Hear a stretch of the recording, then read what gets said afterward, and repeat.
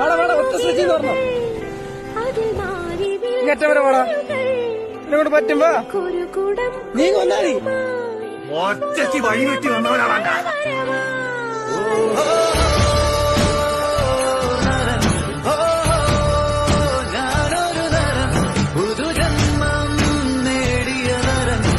ഒരു പണിവാളിയെ പോലെ തോന്നുന്നുണ്ട്.